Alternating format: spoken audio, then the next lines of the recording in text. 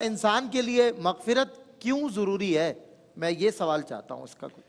औज़ुबिल्लाहि मिनश्शैतानिर्रजीम बिस्मिल्लाहिर्रहमानिर्रहीम मौला सल्लि व सल्लिम दाइमन अबदा अला हबीबिका खैरिल खल्क़ि कुल्लिहिम या रब्बी बिल मुस्तफ़ा बल्लिग़ मक़ासिदना वग़फ़िर लना मा बदा या वासिअल करमी। बाद अब्दुल सलात के सरकार मदीना अलैहि तहत व सना, अगर हमारे नबी ना होते ना तो ये मग़फ़िरत और ये रातें और ये तौबा और ये दरवाज़े और वो 70,000 साल की मसाफ़तें तय करके दरवाज़े खुले रखना क़यामत तक, या सांसों की आखिरी गड़गड़ाहट तक, वो सब कुछ भी ना मिलता।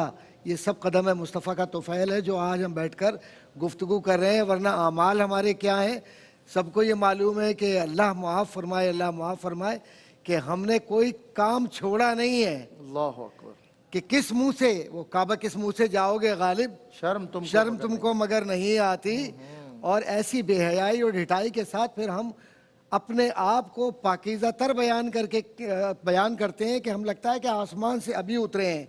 ज़रा सा गौर फरमा लें अपने ऊपर, अपनी हैत पर और अपनी हैत तरकीबी पर, कि न समझो खाक का पुतला जमाल किबरिया मैं हूँ। जमाल किबरिया उस वक्त होता है जब तौबतुन नसूह में अपने आप को उस वजूद का हिस्सा बनाकर खुद गवाही देती है कि ये बंदा रब के मुक़र्रबीन में है। बिल्कुल, वरना ये मामला नहीं होता। और होता क्या है, नाउज़ुबिल्लाह मिन ज़ालिक। ज़रा सा हम गौर कर लें, मैं तनक़ीदी बात नहीं कर रहा, दाढ़ी का हम मजाक उड़ाते हैं। मस्जिदों में सिर्फ रमज़ान के अंदर जाकर हमने सोच लिया, मैं सबकी बात नहीं कर रहा, इस्तिस्ना है और अल्हम्दुलिल्लाह अक्सरियत हो रही है, अब मस्जिद की तरफ लोग जा रहे हैं। कुरान हमें सही पढ़ना नहीं आता, दीन के मदारिस का हम मजाक उड़ाते हैं। दीनदारों का अरे यार क्या मुल्ला बन गया, घर का नाक़िस बच्चा होगा लंगड़ा लूला, कहेंगे इसको हाफिज जी बना दो और बकिया इसको पायलट बनाना है, इंजीनियर। क्या भाई क्या बातें करते हो? ये रब की बारगाह में कुर्बानी भी ऐबदार नहीं होती, तो तुम रब की बारगाह में ऐसी सब चीजें अपने घर का कचरा कूड़ा उठा के नाउज़ुबिल्लाह मिन ज़ालिक कहते हो ये दे दो। रब को किसी चीज की जरूरत नहीं है, वो हर शय से मावरा है।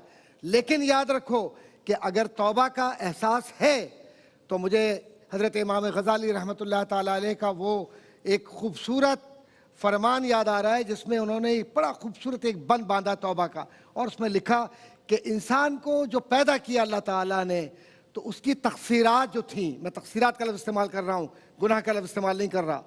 और हज़रत आदम अलैहिस्सलाम ने जब तौबा की, अब तौबा में वसीला भी नबी करीम सल्लल्लाहु अलैहि वसल्लम का था, ये बिल्कुल एक अलग मौजू है।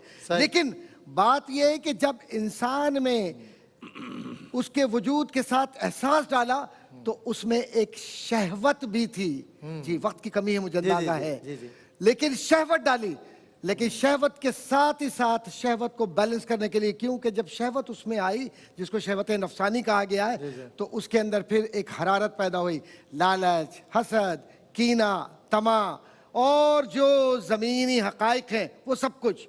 तो साथ में अल्लाह तबारक व तआला ने फरिश्तों के नूर का एक जौहर डाला जिसको अक्ल कही जाती है। अल्लाह, ये अक्ल जो थी, अब इसने उस दिल पर जो गलबा किया है शहवत ने, उसको खत्म करने के लिए अक्ल ने बताया कि तुझे कहा गया है कि तू इस जमीन पर अलस्तु बिरब्बिकुम का दावेदार है, तू उस वादा ऊला को लेकर चल वरना तेरा सजदा रायगा होगा।